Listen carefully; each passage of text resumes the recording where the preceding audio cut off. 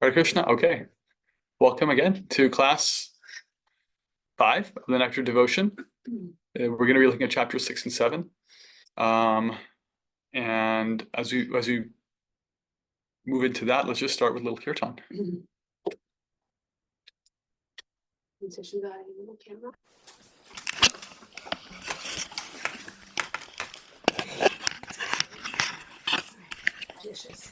Okay, let's start with our opening prayers.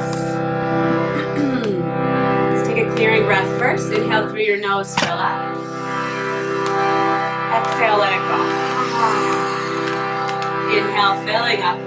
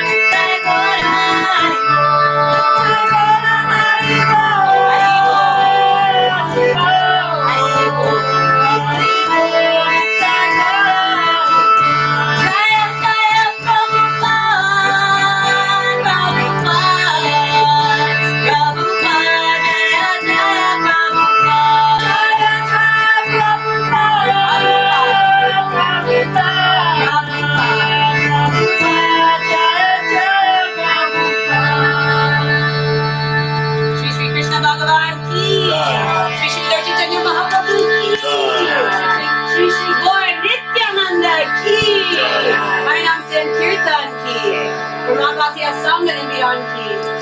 Sacred Shastra Study Group ki. Hari Hari Bol.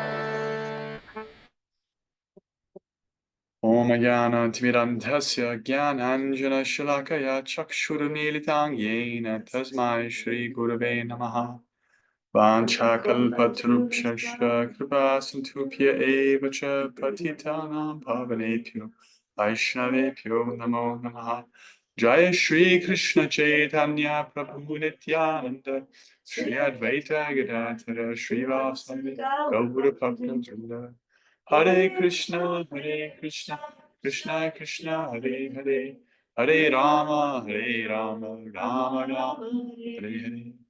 Hare Krishna. Tuesday night, time for more Shastra. Jai. So, we did some reflections this week, and we were sharing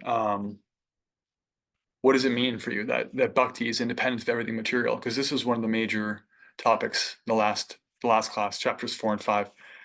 The bhakti is independent of karma. It's independent of your birth and all material situations, and how does that affect your life or practice? And we had some nice reflections about that.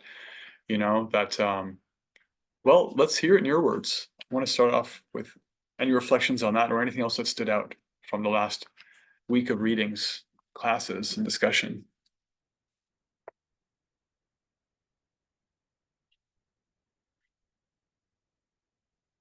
So because bhakti is independent, right? So for example, we can say, for me, what does it mean for me that bhakti is independent? It means that I can trust that no matter what situation no matter what mood I'm in, no matter what's happening with my mind, right?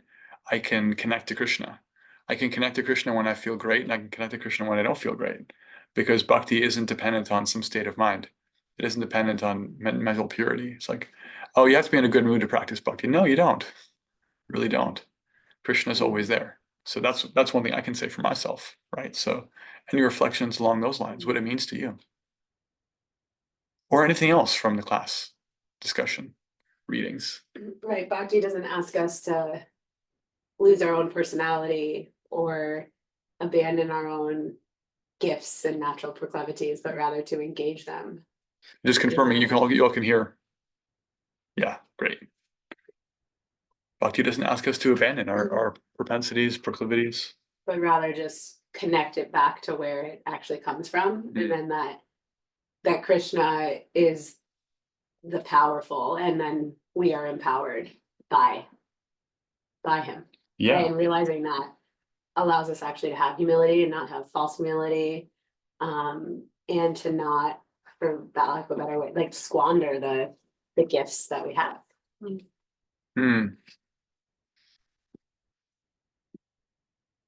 Meaning, like, who am I to be a teacher? Who am I to have these intuitive abilities, or who am I to have whatever it is, insert all of our limiting beliefs and low self-esteem and such. And so rather it's like, well, Krishna has chosen you to have those, and so it's a service to engage them versus to hide them. Yeah, bhakti isn't dependent on a material circumstance. It's also not averse to a material circumstance. Right. It's not like it's only for these people, or you have to have this thing. It's like neither the absence of a material quality or the presence of it is a problem. Nice. Any other reflections? I love I the found it kind of concept. Well, everyone. Nice. We'll go with Tanya and then Mary. Okay, sorry about that. I just love the concept that spiritual development is everyone's inherent right. Like it's underlying everyone, no matter who they are and what they're doing. And going through some grief work myself, it's helpful to think of those things and those people as people that have that spark in them too. Maybe they're just covered in Maya and can't get to it yet. So that helps with the compassion piece. Yeah. It's the actual basis for real unity. Yeah, because bhakti is independent. That means it's independently available for everybody. You know, everything else is actually sectarian to some degree or another, because everything is based on some material qualifications. Like you're born here, or you speak this, you look like this, you know, you have this last name. Those are all dependent, context dependent. Bhakti is not dependent on anything. It's independent. So everybody is related to Krishna. Everybody is a unit of attention. Everybody is meant for connection and service. And so it really drops the sectarianism and the divisiveness. Yeah, thank you. Mary. Yeah, I found that the bhakti, the religion of the soul, really a deep meaning. It's like uncovering something that's always been there. And I found that to be very sweet. And then I started to read 6 and 7 with all the rules. It's like, okay, I'm going to see what happens tonight in class. So it's free and Yeah. open, but yet there's rules, and there is rules. We have to go by rules. But it was kind of like, how do I have to follow all these rules, or can I just do my thing? And I found that uh, curiosity. It really perked my curiosity about how to further my practice and not feel bogged down by all the rules. Yeah. Well, I mean, I can save you some time, because we can talk about the principle of rules in general. It's never that you have to follow a rule because it exists as a rule. They're not actually rules, first of all. I wouldn't even really use that word. Chapter 6 and 7 talks about principles of devotional service. Like the 7 is called Evidence Regarding Devotional Principles. 6 is titled How to Discharge Devotional Service. So they're items of devotion. Items, yeah. The term anga is used in Sanskrit, like anga, like you hear Ashtanga yoga, 8 limbs, 8 aspects. An anga is a secondary aspect of something. So there's 64 angas, there's 64 branches of devotional service, right? That are described here. Some are very general, and some are quite specific. Generally, the more specific something is, the more it sounds sectarian or like a rule. The more general, like for example, you say you should hear from a teacher. You should learn from somebody who knows more than you. It's like, oh, okay, that makes sense. Like, yeah, I can see how, like, if you want to be a good soccer player, you should learn from a soccer coach. And if you want to be a good financial analyst, you should have a financial analyst teacher. And if you want to be a good devotee, you should learn from a guru or a spiritual teacher like that. That makes sense. Then if you get into like, okay, observe Ekadashi, honor the Tulsi plant, it's like, wait, what? But all of them are actually just principles. They're not rules. Like if you don't do it, you're breaking a rule, like you're a criminal or something. This is a handbook that part of its purpose is to demonstrate what the aspects of devotional service are with evidence from scripture, like what works, what helps you to do, and what helps you to avoid, the do's and don'ts, plus positive and negative things, and why, because where is that established and how does that make sense? And then actually the principle of how to apply it and how much when is different for everybody, right? That's up to you. That's up to the spiritual guidance you have. That's up to your capacity. In fact, we're going to get to that. That's one of the things Prabhupada actually says here. Not accepting more than what's required. That also means not trying to do too much, right? Kind of like little steps of learning.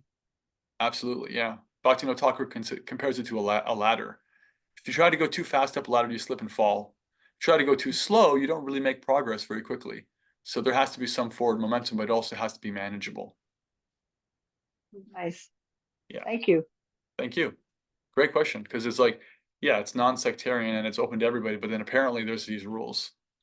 So hopefully today's class will kind of put some context into that. Any more reflections before we continue?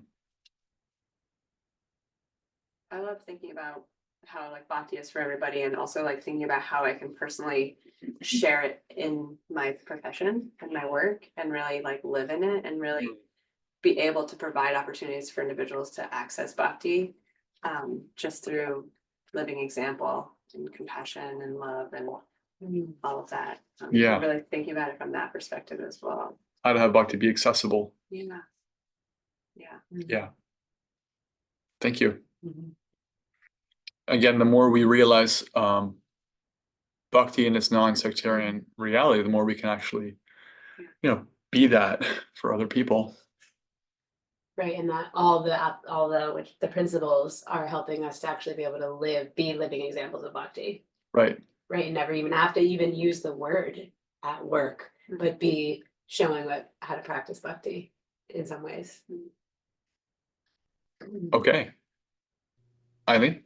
I'll share a personal story from the weekend. So we had a post like Rath Yatra wrap up, and we talked a little bit about like how we did a lot of social outreach and targeted different audiences, and we had way more people than we thought would be there with our weather. And so I got a call, and it's like when you take what probably like when I remember what you closed with last weekend was like when Prabhupada left Vrindavan, how that really demonstrated it's non-sectarian and, how it's meant to be spread. And, I think sometimes that gets lost, right? And so I got this phone call and people were so energized between seeing Western, audiences at our Rath Yatra, much more so than in the past.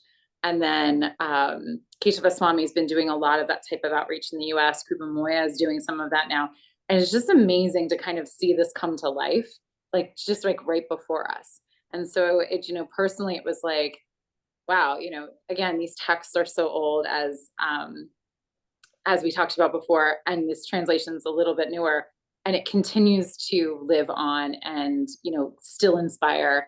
And, how, if we can keep, like you just said, living by that example, it will, because it's Krishna's will, continue to spread, but we just have to be open to that. And we have to be as, non-judgmental and as tolerant as possible as we go through that, or go through that work. So it's just really cool to see that. And even people who necessarily aren't, looking to bring in Westerners into the temples are like opening up and kind of seeing what that impact is doing. And it was just, it's just been really like, making my heart really happy to kind of watch some of that unfold. Beautiful. Mhm. Thank you for sharing that. Very helpful.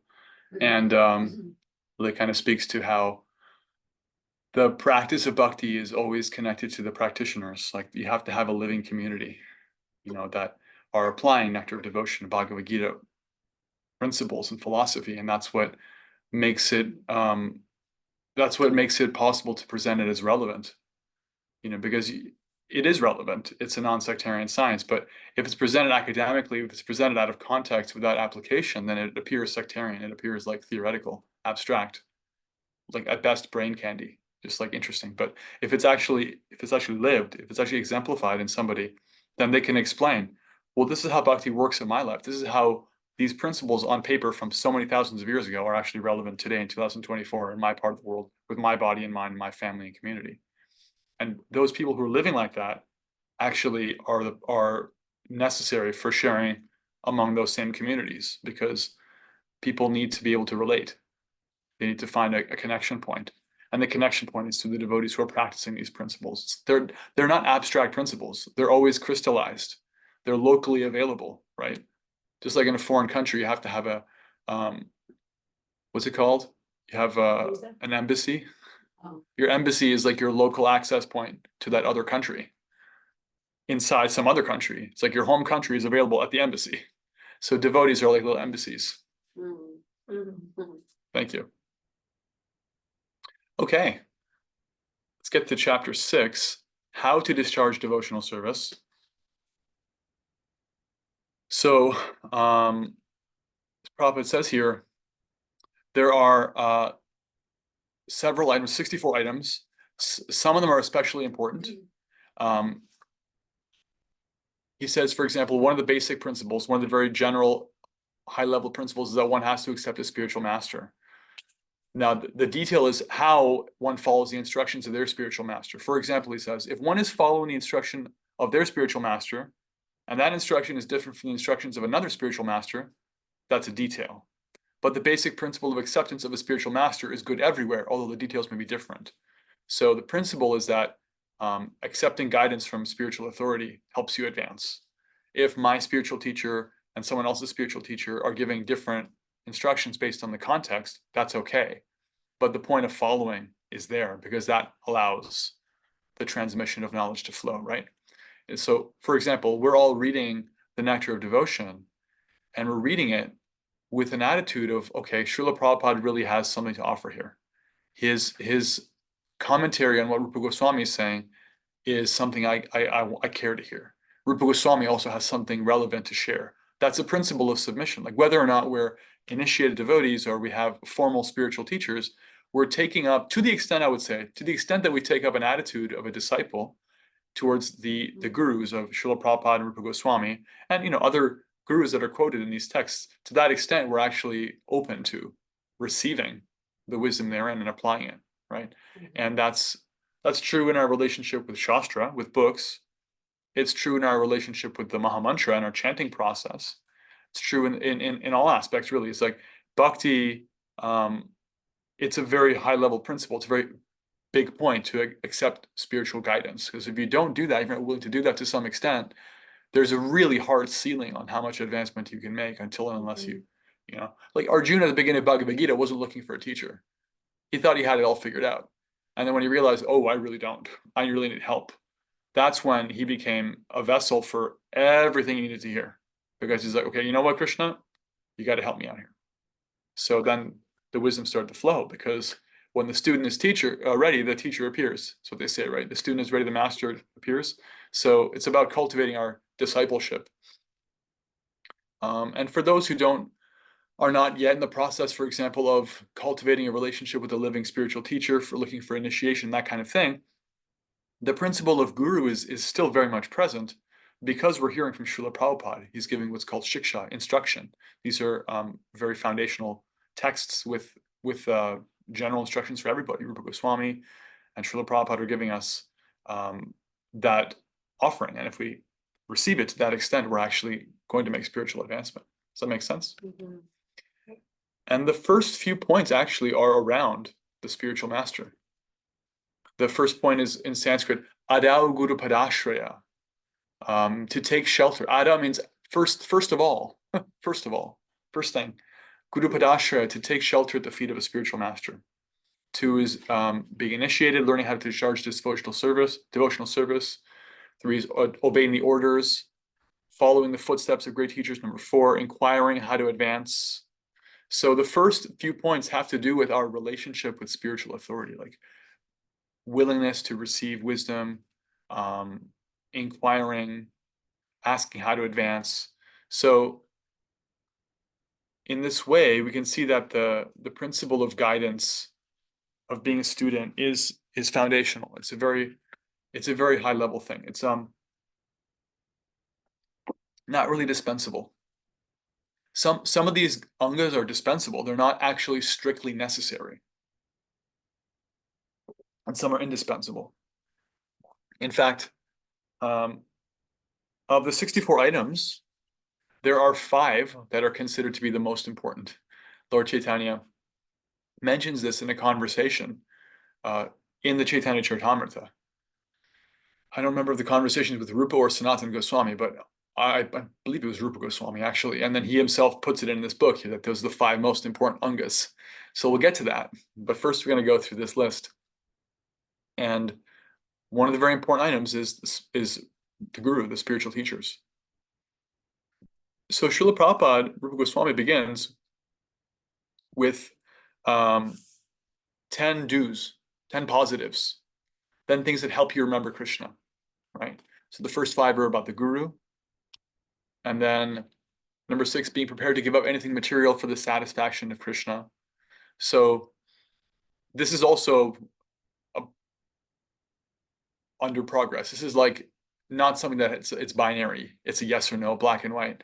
The capacity to give up that which we're attached to, which is not good for us, which is getting in the way of our bhakti, that's something that grows, right? Like, so in the very beginning of our devotional life, we may give up very little.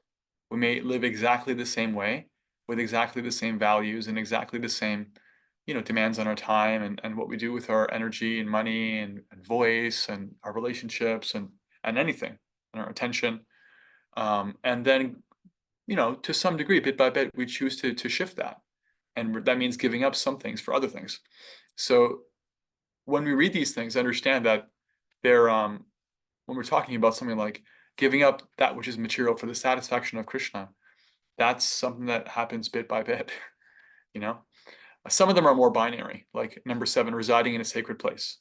Although I would argue that's also something that changes qualitatively. Like you can spiritualize your home, and you should.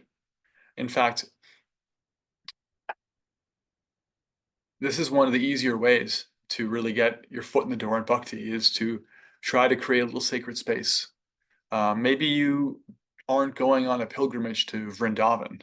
Maybe that's not literally what you're doing right now, but you can right now take a little corner of your house and be like, okay, I'm gonna use this little corner for my spiritual practice, and I'm gonna like not eat my meals here, and not have my text messaging happen here. I'm not gonna sleep here. This is for my practice, whatever that practice may be. Maybe it's meditation, maybe it's chanting, maybe it's reading, maybe there's kirtan, maybe it's any or all of the above. But that's sacred space. Maybe you have like some spiritual artwork, of personalities that you admire. Srila Prabhupada can be there. Rupa Goswami can be there. Maybe you have Lord Chaitanya, a picture of him. Maybe you can have Krishna, spiritual artwork. You can keep the place clean. You can honor it like a little bit like a temple. And that little corner of your home is what's called a dhamma. Dhamma means a spiritual home. It's a spiritual center. And that's a sacred place. And so as one advances in bhakti, maybe that little tiny corner, your little tiny sacred place grows until your whole room is sacred, and then eventually your whole house is sacred, and you're treating everything there as sacred, and then other aspects of your life and so on. So again, they also grow. Number 8, accepting only what is necessary, or dealing with the material world only as far as necessary. Number 9, observing the fasting day on Ekadashi. So this is an interesting one. Ekadashi is the 11th day of the fortnight, the waxing moon and waning moon, and there's a lot of discussion in scripture about how that's a particularly auspicious day in a number of ways. Interestingly, it can be auspicious either materially or spiritually. So you can make material advancement by doing austerities on Ekadashi. You can also make spiritual advancement. For us, we're primarily interested in making spiritual advancement. So generally what people do on Ekadashi is they'll simplify what they eat, right? So instead of kind of spending a lot of time, energy, money, attention on, shopping, cooking, eating, cleaning, and then like having to digest all that, they'll eat a diet that often abstains from grains and legumes. So maybe just more fruits, vegetables, nuts, simple things like that. You could even just have water or something, simplify your intake that way. But the point isn't to just have like a fast, which by the way is not a bad idea. It's good to occasionally just have a little fast for the body. It's not actually about the body though.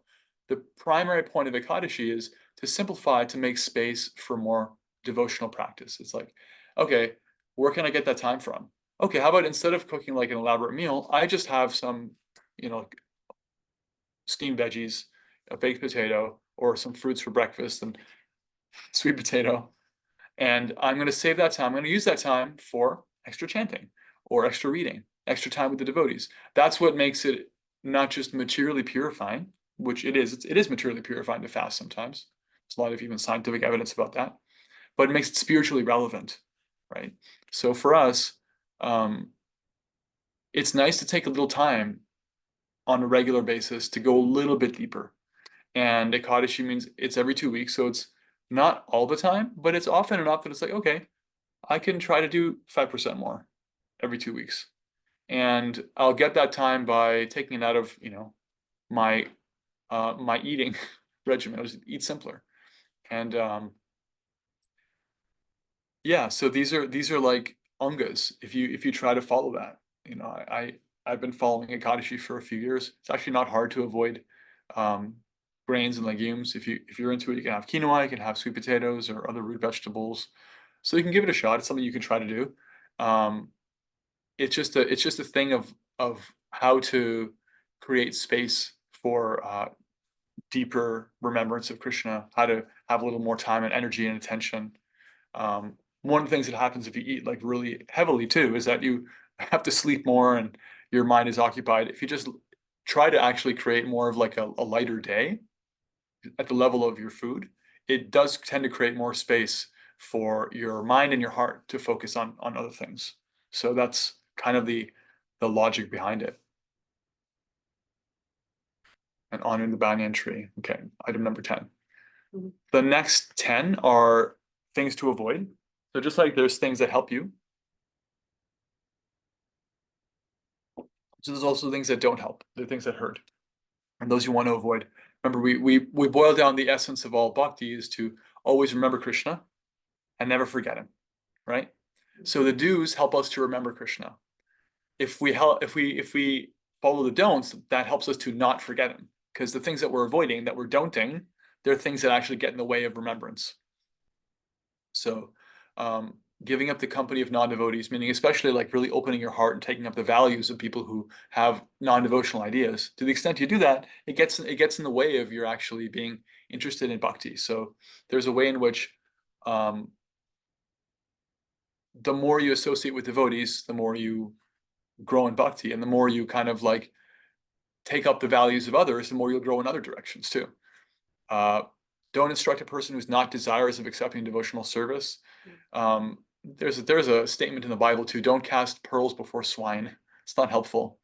If somebody's not interested in bhakti, don't hammer them over the head about it. Don't be a preacher. It's not necessary. Don't be overly concerned with constructing temples or monasteries. Don't try to read too many books or try to make a profession out of reading. So a little context, because we're reading a book right now.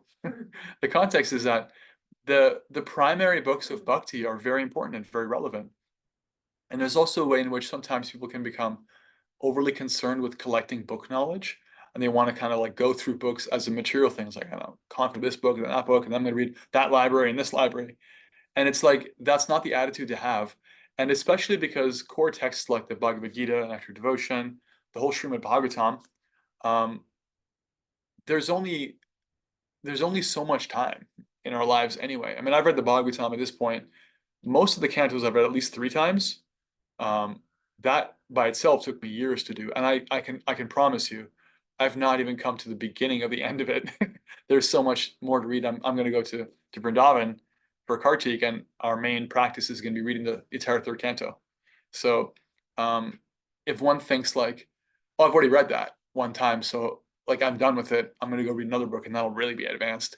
That's a kind of material way of thinking, and that gets in the way of actually getting deep. Better to read something thoroughly threadbare than to kind of jump around, and feel like you have to kind of diversify your portfolio, or I can show off by saying, I've read this book that no one else has read. Does that make sense? Don't respect the demigods. Don't fall under the spell of lamentation and loss or jubilation and gain. Number 8 of the don'ts, don't give unnecessary trouble to any living entity. Very practical, very simple. It's like we're not considering ourselves transcendental to ordinary dealings.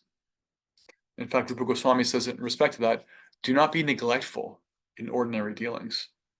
Because if you're neglectful in ordinary dealings, you'll give trouble to other living entities. And that gets in the way.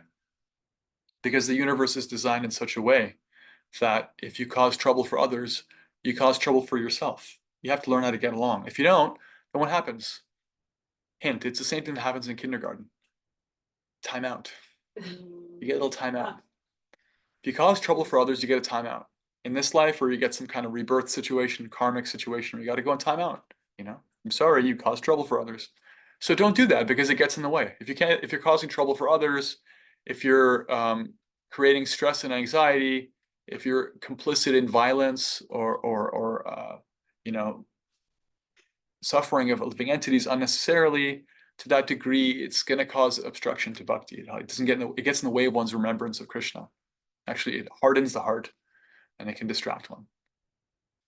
Avoid the offenses in chanting the holy name, and don't simply tolerate disrespectful or blasphemous statements about Krishna or his devotees. It means it's not healthy to put yourself in front of a vibration that's spoken by envious or hateful people.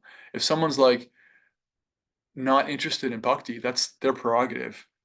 But it's practical to not subject yourself to being around people who have nasty things to say as their kind of like profession. It's a difficult world, and some people react to those difficulties by going on the offensive and attacking. Sometimes you meet people, it's like, oh yeah, all the problems in the world are caused by religion, and spirituality is just a farce, and they have nothing but bad things to say. And it's like, I'm really sorry that you feel that way. It sounds like you've been hurt. I'm sure if we really boiled it down, the things that you have a problem with, I would also have a problem with. But we don't have a responsibility to hear out everybody's aggression and anger. We don't have to simply put ourselves in front of that vibration. It doesn't help, you know. There's a point at which, after hearing somebody, you can be like, I respect your point of view, but you know, I'm going to change the subject. And doing that is actually helpful, because there's only so much you can hear before your heart becomes, you know, shifted. If you hear somebody saying like, oh yeah, but you know, every single so-called spiritual leader I've heard is nonsense, so Srila Prabhupada must also be like a fraud and a liar, and where does it end, you know? Eventually you start to find that your own faith will be damaged by that, and it doesn't help. You should have to use your well-reasoned intelligence to decide who to trust in your devotional life, but it also means don't put yourself in front of people who only have nasty things to say. So we'll pause here. Those are the first 20 items, devotional service. Anything that stands out, or any questions, comments? I love how you pointed out how the first 10 are to always remember Krishna, and the second 10 are to never forget him. Right. The do's and the don'ts. That's what do's and don'ts were. Because that's like, that keeps coming up. It keeps coming up through different classes. And I'm seeing even more why that's such a common teaching that we come back to, and how there's all of these principles beneath each one that enforces it, like not enforces that, like underscores it even more, and just gives it more weight to the Yeah. understanding of it, of like how to do that. It's like, great, I don't want to ever forget Krishna, and I do always want to remember him, right? And how to do that. This Yeah, is the how to. there's a logic. There's logic to it. Yeah. Thank you.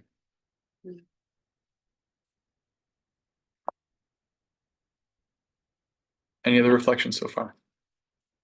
I love what you said about accepting guidance from spiritual master, but also thinking about that in terms of like accepting it through literature, through text, through shastra, through like really taking association in that way as well, and like really thinking about it like that, which is so applicable. It's really important. Mm, It's a really great point. thank you. Yeah, you called that, you said about cultivating discipleship with living gurus or living instruction, right? Right, yeah. Yeah, with regards to that, the principle of accepting a guru, which Srila Prabhupada and Rupa Goswami indicate, is very important.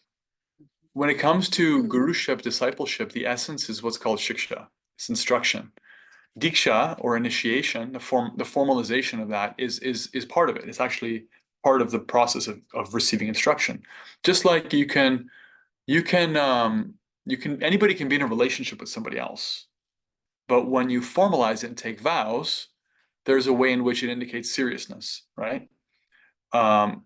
So similarly, like the essence of our relationship with spiritual authority is instruction.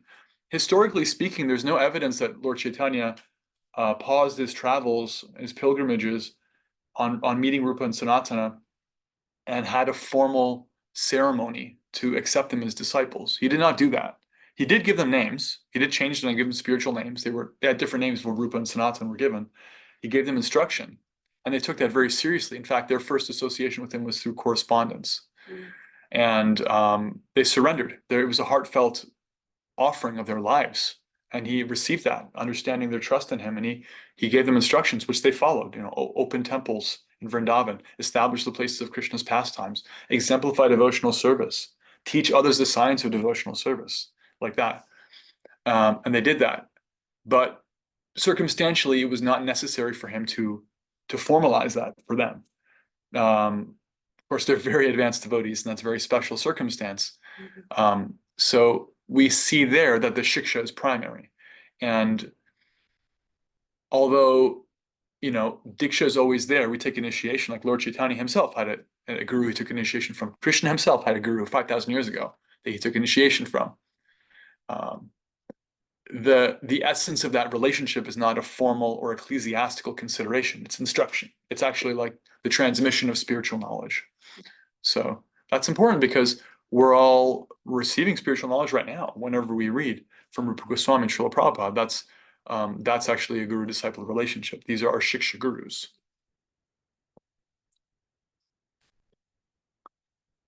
Any more reflections before we move on?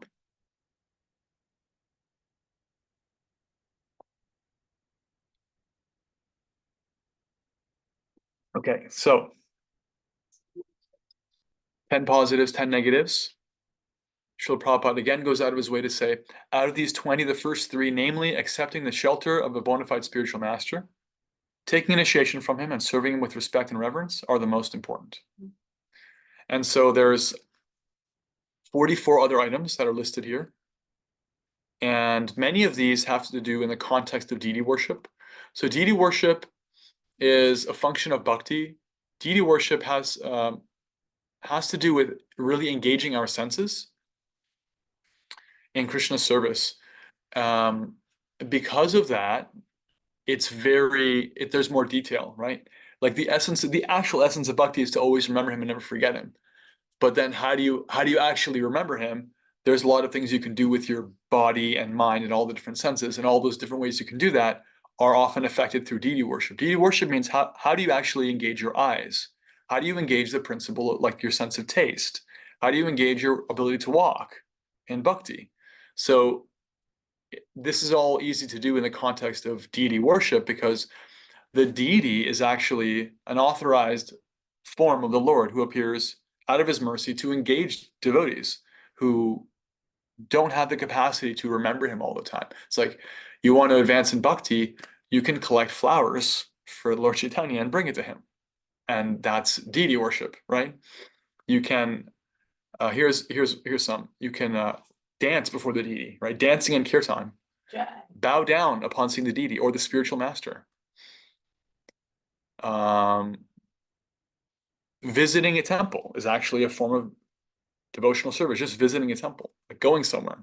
Everyone has a propensity to go do something special, go out, right? Let's go out. So if you use that capacity to go out and do something special, to go out to see the Lord, go to the temple, go to where devotees are, go to where the deity form is, then you're using that propensity of wanting to go out and do something special, and you're engaging it, bhakti, right? Very practical. So you see, because we're using all the different active senses, there's more. This is a longer part of the list. Circumambulating the temple. This is a sign of respect, actually. When you walk around something or someone, it's a form of giving respect. Just like in Vrindavan, there is Govardhan Hill. Govardhan Hill is a hill that actually Krishna lifted with his pinky finger. It's also a place of many pastimes, and so Govardhan itself, the hill, and all many temples and devotional places of pastimes around there are full of different activities that Krishna performed with his devotees, and so there's a lot that's sacred there. And so one thing you can do, as many devotees do, is walk around, literally walk around, like pilgrimage, what's called parikrama. Pari, just like in the English perimeter, around. Krama means step by step, just walking around a place that's sacred. You do some spiritual sightseeing. You will see the beautiful Govinda Kund. You'll see Radha Kunda. You'll see the beautiful Nrsingadev temple. You'll see the forests of Vrindavan, the local wildlife. Maybe you see some cows grazing on Govardhan Hill, and all these illicit remembrances of Krishna. And this is a place where he spoke to Uddhava, and this is Nardakund, and this is this deity, and this is that deity. And walking around Govardhan Hill or any spiritual place is actually a form of giving respect. So it's a devotional activity that's affected through our walking capacity. So you can walk to the temple, you can walk around the temple. In the Srimad Bhagavatam, we find sometimes when great devotees like Narada Muni appear, the king or prince or devotee who receives them is like so respectful and inquires. And then as Narada Muni is departing, the student will like walk around Narada Muni 3 times as a form of respect, and then bow down. Bowing is also a way to offer respect with the body. It's very purifying. We see the Muslims are very much into bowing. Bowing is like a very common thing we find in many traditions. You can fold your hands. Shastra indicates there's 3 kinds of bowing. You can lay your whole body down. You can what's called pancha anga, five different points touch the ground, like elbow, knee, and your forehead. That's bowing, and this is also bowing. This is bowing. So when you see Krishna or a devotee, you can offer respect like this. We find many cultures, Indonesia, Thailand, Vietnam, East Asia, all over the place. India, this is culturally a form of Japan, offer respect Good to see you. I offer my humble obeisances to you. You know, I submit myself. This is very it's very tangible what it does to the heart, right? And so, especially if you do it in a spiritual context, then it's like offering respect to the devotees of Krishna, Krishna himself, the deity form. And you can also offer obeisances in your mind. If you can't do anything else, offer it in your mind. In fact, any anga of bhakti can be performed in the mind. So making garlands, getting garlands in the mind. Offering food to Krishna. This is a function of deity worship, offering food and water, and then honoring the remnants. It's called prasad. There's a story of one, it's going to come up later in Nectar Devotion, one very pious devotee who was very poor. He was a brahmana, which meant that at that time and place, he had nothing. He was very, very, like dirt poor. Lived very simply himself, but he went to a class one time when someone was describing this truth that you can actually practice devotional service in the mind. And he thought, oh, wow. So like all the things I can't do because I'm poor, I can do in my mind. So, and he started offering very elaborate feasts for Krishna. And he became a very advanced devotee because he had like a capacity for really carefully, exactingly offering beautiful feasts for Krishna and trying to please him through that. And if you have any capacity for cooking or you like to eat, anybody like to eat, then offer your food to Krishna. Especially try to make it food the mode of goodness and offer to Krishna and eat the prasad. And that's deity worship, actually, because whoever you're offering it to, that's your deity. It could be a picture of Krishna, it could be your guru. And then that relationship with your food becomes spiritualized. So we see like deity worship is the realm where all these details start to come to life. How to eat for Krishna, how to walk for Krishna, how to make your dancing spiritual, how to make your like speaking spiritual. Offering arti. So like that's the traditional offering of like the different elements through like a fire lamp, offering water, offering flowers. Who doesn't like flowers, right? Flowers, they look nice, they smell nice. In fact, it's described they're like the artistic sense of the Lord. And the Srimad Bhagavatam describes like that. The flowers are very enchanting. So when you offer a flower to Krishna, it's very natural offering. Hearing from the Srimad Bhagavatam, Bhagavad Gita, other books, this is an anga of bhakti. Prayer. Prayer is a very universal anga, very universal aspect of bhakti. There is an expression, there are no atheists in foxholes. A foxhole is like a trench in a war, you know, if you're getting bombed. If everything else is falling apart and you're at the risk of dying, it doesn't matter what you believe in on paper. It doesn't matter what your group is. It doesn't matter whether you identify as an atheist or a Jew or a Hare Krishna or whatever else. You can always call it to higher power. You can always do that. This is why every spiritual tradition in the world includes prayer. Prayer is absolutely universal. Children pray. You know, people pray. It's a natural function of the soul to call out, whether it's because they're suffering and they need help or they just feel like something's not complete or they want to be heard, they want to connect. Prayer is natural. And so prayer is actually a fundamental anga of bhakti. Here's a very general one. One should render some voluntary service, right? Rendering service to Krishna. Very practical. Think of the Lord as one's friend. Number 28. This is a mental adjustment. It's actually like our attitude. It's not even necessarily doing something about it, but it's like considering the Lord one's friend. Like, what does that mean to you? What does it mean when you consider somebody your friend? Real question. You've got their back, they've got yours. You've got their back, and they've got yours. Yeah. Trusting that they're, in fact, in the Sri Sampradaya, one of the other Sampradayas of Vaishnavism, it's described that considering the Lord one's protector is one of the main ways you can practice bhakti. Considering him your maintainer and your protector. And Lord Chaitanya affirmed that. That's very true, he says. So he's got my back, right? And there's a kind of tenderness in that. It's like trust. Yeah. What else does it mean to you to consider the Lord your friend? What do you think of when you think of that? I think of like revelation, like revealing your heart. You know, there's not everybody in the world you're going to open up to in the same way. That your friends get to see more of you. It's like, okay, like, hey Krishna, I'll be honest with you, I'm struggling. You know, that vulnerability, the capacity to be real with somebody. You can do that with your friends. You won't do that with strangers in the same way. So trusting Krishna is like, okay, this is what's up. Here we go. and presenting yourself. That's like practically affecting this item of Krishna's my friend. He's got my back. He won't judge me. He won't reject me for being real with him. Your friends you can be real with, you know that they can handle you. Other people, maybe not. Any other reflections on that? Considering the Lord one's friend? And respect and love. Respect and love. Yeah. Not taking for granted. Yeah, I had one devotee talk to me. They were reflecting that they, growing up, used to you know, like attend different spiritual community meetings, churches, and this and that. And they reflected that for most of their lives, their relationship with God was only going to him when they felt like they were in trouble. And then as they got older, they realized that's not really what I want my relationship with God to be like.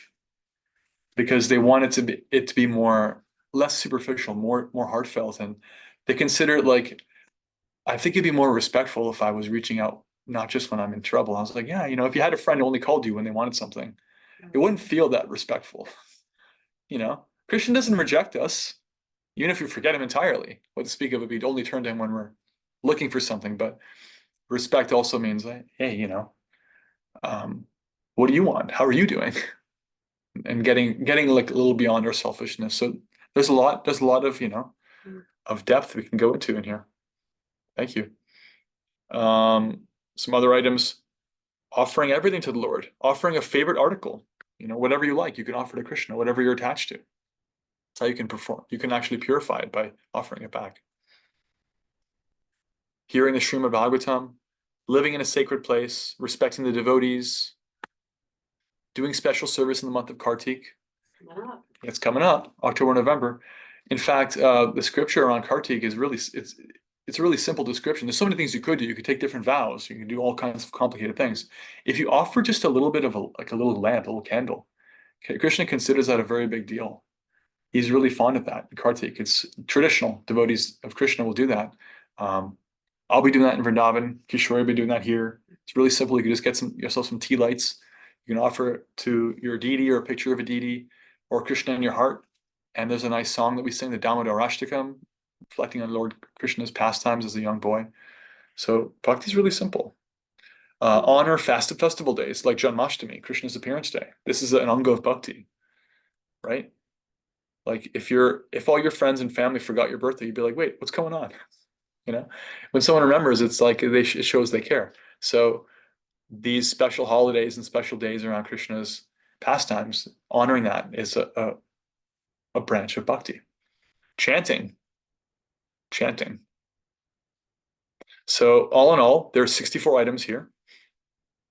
Now, based on Lord Chaitanya's description, there's 5 primary items.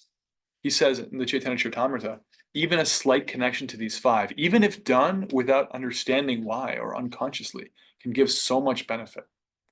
So does anyone want to hear those 5? Yes, please. Yes, please. Are you sure? Mm-hmm. Yeah. So those 5 are, I might be able to remember the Bengali for it. Sadhu Sangha, Nama Kirtan, Bhagavata Shravan, Mathur Vas, Shrimurtira Shradhaya Shevana. Sadhu Sangha, associating with devotees. Just associating with devotees.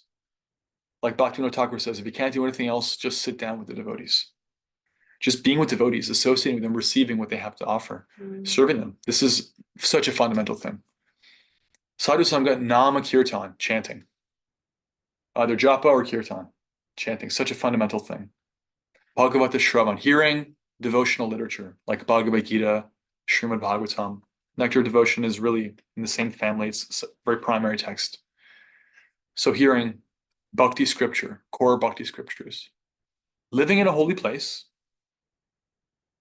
and serving the deity, right? And you're all these things. Excuse me. There's a nice little way to remember it, like kind of rhymes. Nam Dam Bhagavatam, devotees and deity. Like it's like Nam. Yeah, Nam means name. Dam, Dam means holy Bhagavatam, place. D and D. Yeah. That's how I always remember it. Nam Dham means holy place. Nam Dham Bhagavatam, deities and devotees. Mhm. Yeah.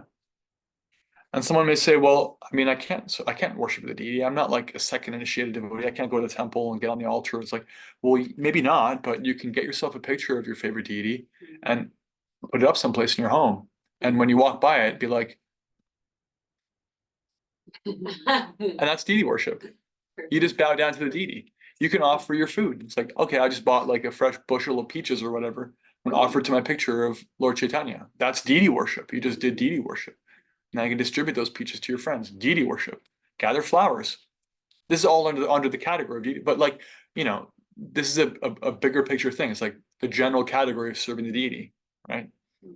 Hearing Shastra. You're all doing it right now. Tuesday night is Shastra night.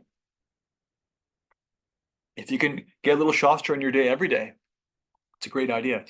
Chanting. Chanting is such a fundamental thing associated with devotees. And again, living in a holy place. Again, you can spiritualize your home. It's really practical, really easy. Doesn't require a plane ticket. And then you can invite devotees over and have some kirtan. Easiest way to spiritualize a place, right? And you can come with us on pilgrimage. And then you can come with some pilgrimage. We are doing it January, February, just saying. All right, that's chapter 6. On to chapter 7. Evidence regarding devotional principles. So having listed these 64 items, Rupa Goswami is going to take the major ones and start to offer evidence. What does scripture have to say about them? Why are they important? So further details. Shastra has a lot to say about the importance of taking shelter of a spiritual master. One verse that's quoted here. Tasmad gurum prapadyeta jignasu shreya uttamam shabde parecha nishnatam brahmanya pashamashayam. Because one realizes that material life isn't completely satisfying on its own, one therefore feels the need to take shelter of a spiritual teacher. As soon as one realizes that there's something more, right? That's your impetus to take shelter of a spiritual teacher. And then it gives some of the qualifications. They know scripture, they're exemplifying it themselves. We heard many of those qualifications in Nectar of Instruction, they can control the 6 urges of the mind, tongue, belly, genitals, speech, the urge of anger. These are qualifications of a guru. So in this way, Rupa Goswami is giving detail and evidence and support around the principle of taking shelter of the guru, serving the guru, seeing the guru as a representative of Krishna. There's a nice verse here about following the footsteps of saintly persons. Srila Prabhupada quotes, the scripture known as Brahma Yamala states as follows. If someone wants to pose themselves as a great devotee without following the authorities of the revealed scriptures, then their activities will never help them to make progress in devotional service. Instead, they will simply create disturbances for the sincere students of devotional service. End quote. The idea is that we don't invent our own processes, right? Bhakti, just like any science, it's built on the previous evidence. We don't just whimsically create ideas. They have to be in accordance with what's actually been demonstrated already. So this is the safe path because we know the successful devotees like Rupa Goswami, empowered devotees, when they give from their own life the example of how to practice bhakti and they talk about this is what you can do, then we say, okay, all right, that's a good foundation. So maybe I can't follow all the 64 angas, but the fact that there are these 64, I trust them. Maybe I can't do all of them. Maybe some of them don't make sense to me. I don't understand bowing down or like what even is a tulsi plant or a Ekadashi. I'm not ready for fasting on Ekadashi. That's okay. But it's like, that's fair. That's honest. What would be unhelpful is, well, I mean, everyone's got an opinion. I'm going to just throw this book away and make up my own path of bhakti. I'm going to worship the blueberry tree and I'm going to wear purple on Wednesdays. And that's going to bring me closer to God. It's like, yeah, there's unlimited capacity for invention and speculation and like wild variety in the name of spirituality. It's like, all kind of hoo-hoo, woo-woo ideas. And that doesn't help. Ignoring spiritual authority, ignoring the established, what actually works, the practical results that are there, doesn't help. So doesn't mean you have to follow everything right away. In fact, one of the other examples, items in this chapter is accepting only what is necessary. And this is really relevant to what Mary was commenting about. Mhm. Srila Prabhupada writes, the Naradi Purana says one should not accept more than necessary if they are serious about discharging devotional service. The purport, Prabhupada says, is that one should not neglect following the principles of bhakti, nor should one accept the rulings of bhakti that are more than what they can easily perform. For example, it may be said somewhere that one should chant the Hare Krishna mantra at least 100,000 times daily on their beads. But if this is not possible, then one must minimize their chanting according to their own capacity, right? Prabhupada talks about how in the movement that he is guiding, he advises his initiated disciples to chant 16 rounds a day. That means that before they take initiation, they come to the level of being able to do that steadily, having a steady relationship with doing that. They want to do that, and then voluntarily choosing that. But it's a process of coming to that. Then he says, it is better if one fixes up a regulative principle according to their own ability and then follows that without fail. That will make them advance in spiritual life. It's not that we have to try to imitate, right? This is an important point. We want to emulate, not imitate. Emulate, not imitate. Imitate means, okay, Rupa Goswami chanted like 150 rounds of japa every day, so I should do that. And good luck, right? Good luck. You not only will you not be able to do it regularly or even one time, you'll fail so hard, you'll think, I can never do this, and you'll leave bhakti. That's imitation. Don't try to put on a caricature and be exactly like some advanced devotee. Find out the principles that they're following. That's why these books are giving principles, right? Chanting is a principle. It's one of those 5 important angas of bhakti. Great. So chant. You should chant. How much can you chant? That depends on you. Because our relationship with Krishna and our attraction to the holy name, they go hand in hand. If your relationship with Krishna is like very new, you can't sit down and chant 150 rounds like Rupa Goswami, this unbelievably advanced devotee. Don't try to run, the Usain Bolt 100 meters. You'll fall down. Mhm. Just, get out there and go for a little jog. That's like your application of the running principles. Like, go for a little jog and go back home, do some yoga, stretch those hamstrings out. All right. But don't try to do too much. So there's a principle. You have to know what the items are, the big picture ticket items like chanting, hearing, reading, associating with devotees, serving the deity, living in a holy place. Great.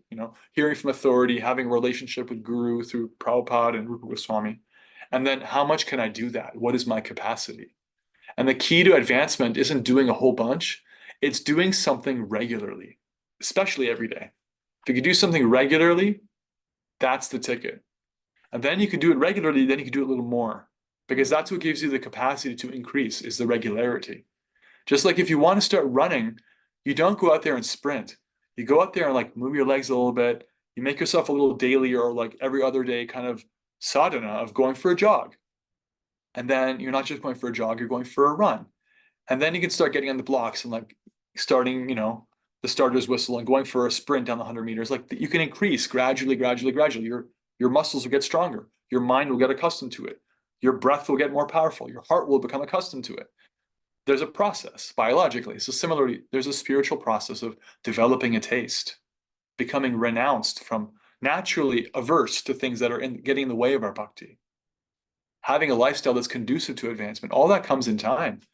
But the way to actually attract all that and become qualified for that and build up that strength is by regularity. That's how you do it. If you can chant for 2 minutes every day, that's better than not chanting for a month and then chanting for 10 hours on the last day of the month.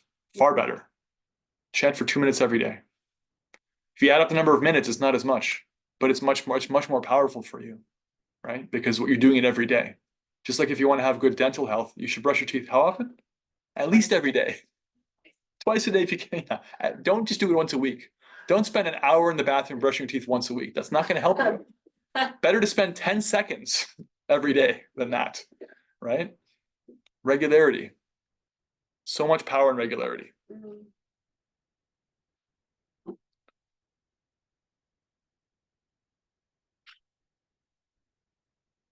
So Srila Prabhupada, Rupa Goswami continue. There's the principle of inquiring about eternal religious principles. And so the point there is that if you actually want to understand something, you ask about it. You try to have it make sense. If it doesn't make sense to you, that's okay. That means there's room for you to grow in your relationship. It's not a problem to ask questions. In fact, as somebody who's trying to share bhakti, I get most enlivened when I hear questions and reflections. It means someone's thinking critically. You know, if I'm like, okay, what did you hear? And it's crickets. What does this mean to you? Nothing. Then it means no one's thinking about it. You're not actually applying it. There should always be questions. One of my spiritual teachers, he says, the best sign you've had a good hearing and chanting session is you come away with good questions. Right? It's like, because then you understand, like, oh, there's something more here. You may not have the answer right away, but then that question will sit with you. When you find a devotee, you ask him that question, and then the answers start to come out. It's like that capacity is in everybody to inquire, to take something seriously, to want to understand it, right? Mm. So just reflect on a time when you were very serious, very keen about some topic, whether it was in school or some TV show. Like, have you ever gotten to, like, I don't know, Game of Thrones or whatever? Like, you get into all the characters. Like, if you could do that for that, you can do it for Krishna. Mm. You can do it for spiritual life. You can inquire. You can become interested, right? So it's helpful if you do. There's more about residing in a sacred place. There's some nice evidence about the power of different holy places, like the Ganges is a very sacred river, and Vrindavan, where Krishna's pastimes performed, etc. Principle of fasting on Ekadashi, we talked about that earlier. There is some evidence from the Brahma Vaivarta Purana about the benefits you get from fasting on Ekadashi. But as Prabhupada says, the basic principle is not just to fast, but to increase one's faith and love for Krishna. The real reason for observing fasting on Ekadashi is to minimize the demands of the body and to engage our time in the service of the Lord by chanting or performing similar service. The best thing to do on fasting days is to remember the pastimes of Govinda, Krishna, and to hear his holy name constantly. Again, just like I was saying, letting go of the material is helpful to the extent that it creates space for the spiritual. This is not a movement based on just becoming renounced from the material world. That's not really what we're doing here. We're fundamentally trying to become attached to Krishna, right? The material is basically something we're trying to engage in Krishna's service. And so something like fasting on Ekadashi is basically like, okay, how do I tip the scales a little bit, less time with the body, mind, my usual drama, my work, my, indulgence in the material part of life, little less of that, little more of Krishna. I can take some time away from here and a little more time here. That positive application is what really makes the difference. It's not like we're saying, don't have a material life. You don't develop a relationship with Krishna by minimizing your material life. It's just that if you can find a place to, like, simplify a little bit and then use that extra time, extra energy, extra attention gained in service to Krishna, that'll make the difference, right? So subtract from the material to add to the spiritual. That's what really gives you the return on your investment,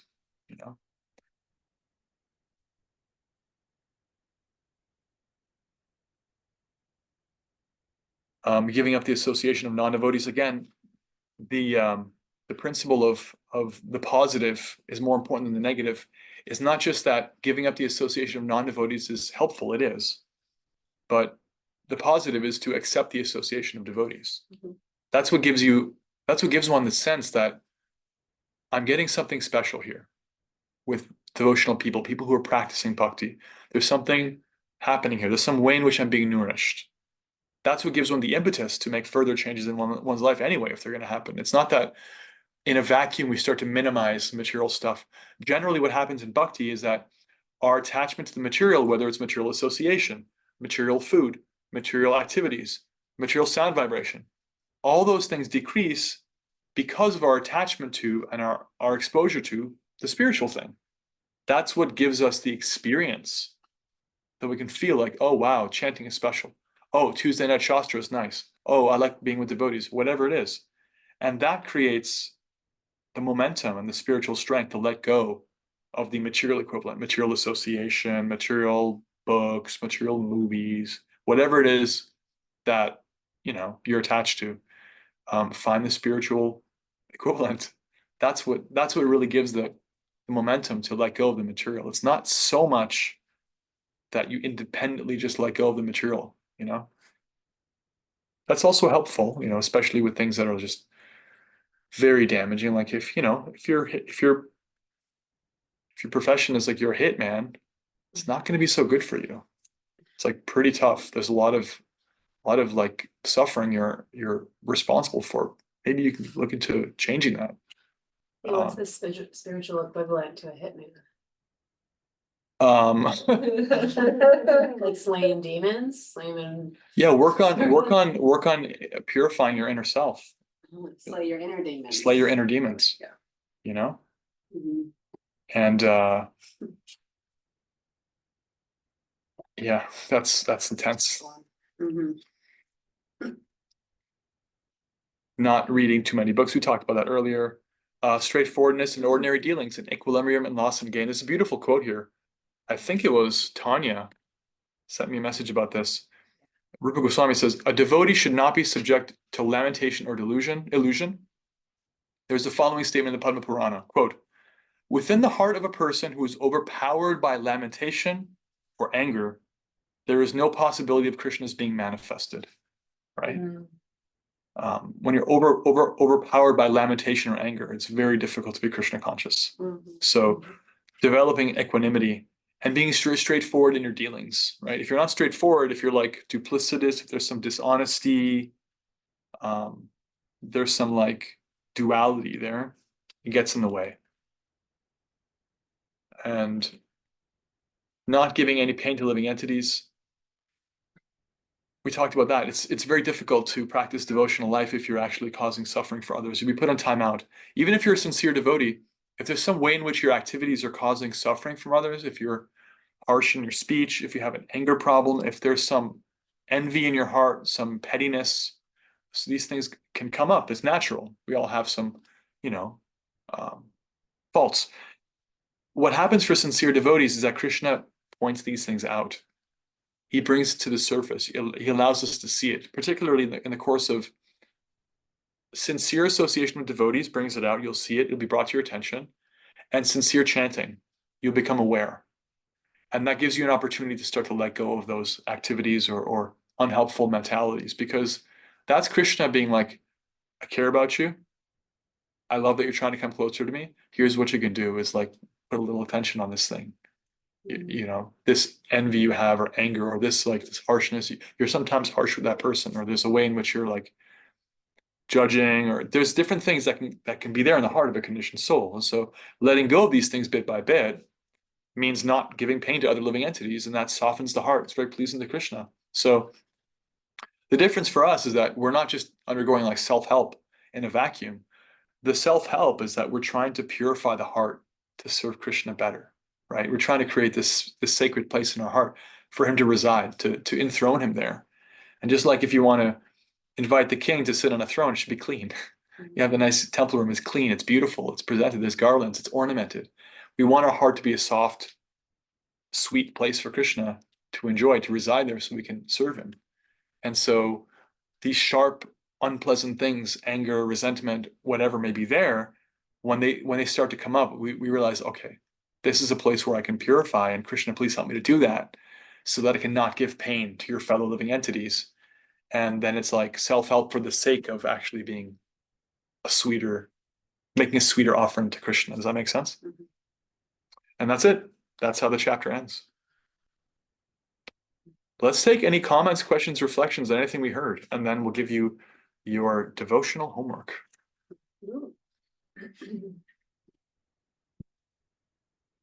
Back in the 6th chapter, one of those, after the do's and the don'ts, the next 10 that we kind of went through some of them, right? There was a piece around wearing tilak. Right. And there was a note in there that Mahaprabhu said that a Vaishnava is someone like wears tilak. It's sort of like I was thinking about it like your spiritual sports team. Mm-hmm. Like Eleanor wears her jerseys a lot that she loves of her hockey team, or these different things. And it's like when we wear a tilak, that's like showing our spiritual family affiliation. And Mahaprabhu said that a Vaishnava is someone when seen reminds other people of Krishna. Yeah. And that tilak is like that reminder of Krishna. Yeah, when you see a Vaishnava, the more advanced they are, the more true this is, the more it reminds you, the more that seeing of them reminds you of Krishna. Yeah, Krishna's body has tilak. Right. And there's a stage in the development of faith. Bhaktivinoda Thakur talks about this. So first there's like a way in which we kind of start to internally lament our association in the material world, and we want to do more spiritual things. And we start to turn in that way. And then one of the next stages is that you identify externally as a devotee. It's not that the identification is so important. It's the stage of like accepting this is who I am. I'm a devotee. I'm a devotee of Krishna. Like I belong to him. I'm in a relationship with him. I'm trying to practice bhakti. So you may like come out. Say, what are you doing in your spare time? I'm doing this thing called bhakti yoga. I'm actually like chanting spiritual mantra. I'm like, it's a devotional thing, trying to connect to higher power. You can actually say that. There's a point at which you say that for the first time. It's like identifying externally as a devotee. It's not a sectarian thing. It's just like a way of saying like, this is what I'm doing, instead of just conveniently not saying it. So wearing tilak is also a thing like that. It's like neck beads, tilak. These are indicators of our faith and where our attention is. And so it's an item. You can wear tilak whenever you're ready to do so.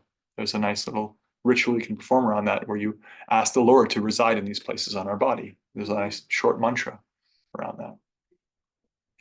Yeah, I prayed for the day that just like it's not weird or it's cool to like wear your Boston Red Sox hat or your New York Yankees hat, that it's like not something that is thought to be strange or different, like wearing our neck beads. I got good news for you. Bhaktivinoda Thakur said it's going to happen. All right. 150 years ago. He said there'll be high court judges, police officers, teachers wearing tilak. It'll be a normal thing. This is his vision. Why not? You know, we have Sikhs in turbans, we have Muslims and Jews and all these. It's a beautiful thing. And I was a monk for many years. I've traveled all around the world in robes. Mind you, robes are not specifically devotional. They're kind of generally, like people look like, oh, you're doing something spiritual. It's not exactly clear that you're a Hare Krishna or what Bhakti Yoga, but I wore those robes. I had tilak, I had neck beads. I was clearly doing something spiritual. And when I first started doing that, I was like, how are people going to handle this? And my realization was that it was really a conversation starter, and most people are really interested in hearing that you're doing something spiritual. What is it about? And can you tell me more? Very rarely did I have anything like a negative reaction. And by and large, it was just like ignored, really. Yeah. It's like just normal in today's world. So, yeah. Story to share. Mhm. So we went to Rath Yatra on Saturday, and when I was getting ready, I asked Frank, I said, do you want some tilak? And he kind of looked at me for a second, and he was thinking about it, and he said, well, I don't know that I don't know how I feel about that on the subway, because we're going in, public transportation. And I said to him, I said, there's a lot weirder stuff on the subway. He's like, okay, give it to me. Yeah. You're not wrong. But I just thought it was kind of funny because he was taking that like, how are people gonna, look at me that way? Yeah. With wearing that, but then he did it. It was awesome. Okay, more reflections. We're coming up on 8 o'clock, so we did pretty good. Anything else that stood out that you heard that was interesting, or questions or comments? Amy had one. Thanks. Anything you heard? Yeah. Power and regularity. Power and regularity, yeah. Better to do a little bit regularly than feast and famine. Yeah. It works in everything. Like if you eat a gigantic meal and then you don't eat for 3 days, you're really torturing your body. Don't do that. Just keep it regular. So spiritually, the capacity we have, it's different for every person, but it can grow if you're regular. Mm. Thank you. Any other reflections or comments or questions? I just loved how you ended it, talking about that we're all trying to purify our heart to make it a soft, sweet place for Krishna. That was Yeah, just a that's sentiment. the basis of spiritual self-help. Material self-help is like based on I'm not good enough. How do I get better? Spiritual self-help is actually Krishna loves me unconditionally. And on that basis, I can love myself because he does. And so I'm trying to do better. I'm trying to improve as a person. And I'm also asking him for his help to do that. And my ultimate impetus is not so I can become perfect or some other materially egotistic goal. It's so that I can actually please him. I can deepen my relationship with him. Yeah. Spiritual self-help.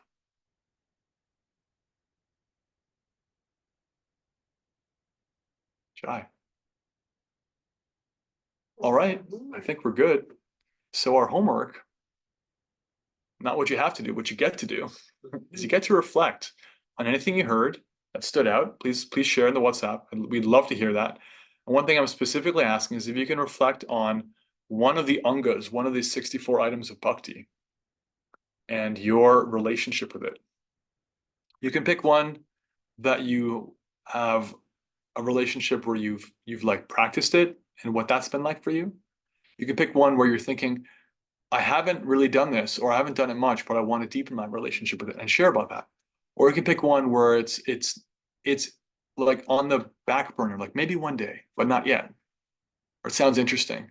Just pick one, what stands out to you, and talk about your relationship with that anga of bhakti. Make sense? Mhm. And reading? And the readings are chapter 6 and 7. And to reiterate some points from earlier, just housekeeping points, um, Kishori is going to be in Hawaii.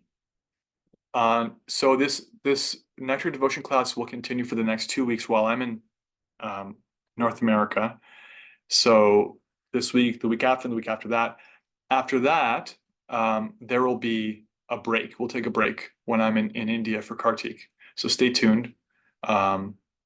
We may do like, perhaps you could send us a reading or Yeah. cause it's Kartik, so it'd be great to meet, so maybe we could gather and like. On Tuesday nights, we do a reading on Damodar, and Little Krishna, and then we do Damodar Rastakam together. Yeah, not that it's not going to be anything, but Yeah. the systematic study of Nectar devotion we pause will have special month, special guest month. And for those local devotees, we have the Friday morning program. So that's going to happen this Friday and next Friday. And the one after. And the one after, let me see. For 11, I'm going to be gone on the 18th. Okay. So this Friday, next Friday, there's a morning program. After that, when I'm gone, there isn't, or there is one with you. I don't know. Okay, stay tuned. Pause. Well, we might pause the morning program or have a different kind of program. Yeah. Okay, Jai. Srila Prabhupada ki jai, Srila Rupa Goswami ki jai. Hare Krishna, Krishna Krishna, Hare Hare, Hare Rama, Ram Ram, Hare Hare. See you on WhatsApp. And special thank you to all of our online YouTube listeners. We love you. Haribol. We love you. Michael.